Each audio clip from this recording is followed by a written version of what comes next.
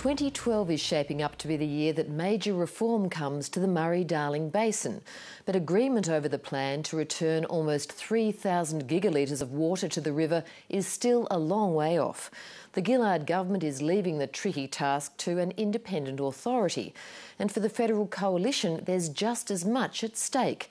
It holds most of the electorates in the basin, and the plan is already dividing the party room. South Australian Liberals want it, but some of their eastern state colleagues resent it. Hayden Cooper reports.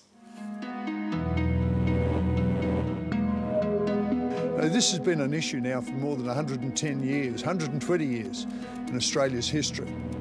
And here is the most significant single achievement, I believe, in resolving this issue.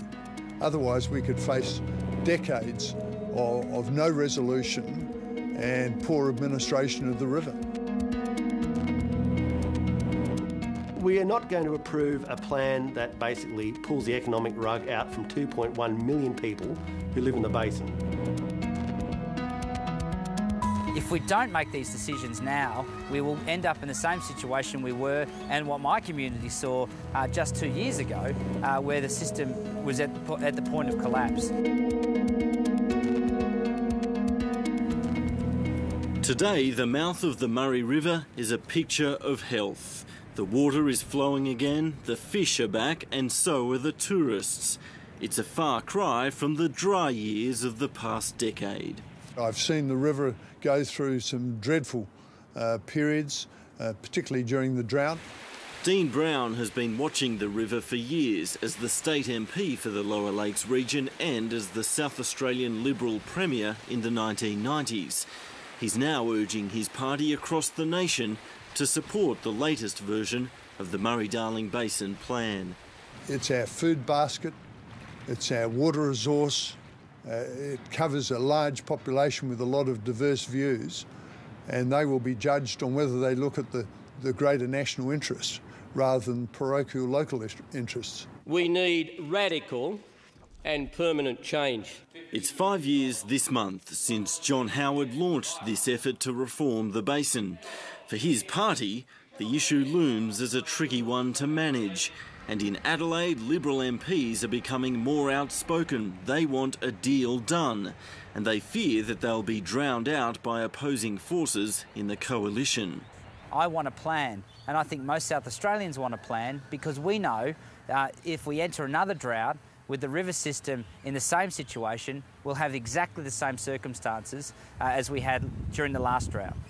Jamie Briggs has taken the step of writing to every voter in his Adelaide Hills electorate 100,000 letters stating that now is the time for reform, and this plan, despite its faults, has his backing. I certainly have views about where it can be improved. However, ultimately, I want an independent authority to be making this decision for the plan for the future based on science and not based on petty parochial state politics, which has damaged the basin for so long. In his state, it's a popular position. It's been said before that there's nothing quite so dry as water policy. But around here, this isn't just a theoretical debate, it's a day-to-day issue of paramount importance. In a sense, it's a no-brainer for the South Australian Liberals. They're simply playing to their electorates. That's why conflict with some of their colleagues from farming communities upstream seems inevitable. That conflict could come to a head in the federal parliament.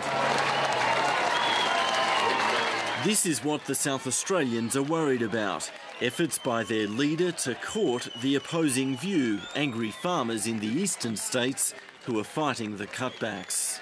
As far as the coalition is concerned, we will not support a bad plan. And we should try to put more water into the river for environmental purposes. But we can't put more water into the river for environmental purposes in ways that destroy your livelihoods and damage these communities. Just whether this plan constitutes a bad plan is a question Tony Abbott avoids. But Barnaby Joyce is equally critical about the potential impact on farmers. Those people, after doing that for generations, don't deserve to be left in a position where we, as a nation, as a government, or the Labor government, just says, well, sorry, we're now going to flush you down the toilet for your efforts. Now, we can't do that, and I'm going to make sure that that doesn't happen. Well, I'm sure Barnaby's aware of our policy, and I'm sure Barnaby will keep arguing for our policy, which was to support a national independent authority to come up with a Murray-Darling Basin plan. Yeah, I respect Jamie's views. I respect Jamie's capacity to articulate his views and to promote his views. The Greens oppose this plan too, but for the opposite reason. They're flirting with a disallowance motion in Parliament because the cuts aren't deep enough. If they do force a vote, it could split the coalition down the middle. It's not just a thing about Jamie's views and somebody else's views, because there are other people, whether it's Susan Lee, whether it's Sharman Stone, whether it's Sophie Mirabella, whether it's Michael McCormick, whether it's John Cobb, whether it's Bruce Scott.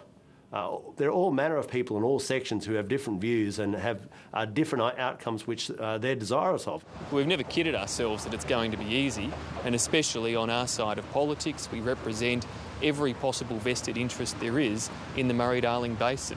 Simon Birmingham holds the delicate positions of being a South Australian senator and one of the Coalition's water spokesmen. I think the Coalition has been solid on this issue for 5 years. We started the process, we remain committed to it, and I expect that we will remain committed to it, that we will support, in the end, a sensible, fair plan with a sensible implementation plan to go with it. Now, that's what I hope to see by year's end, and that's what I hope we'll be signing up to.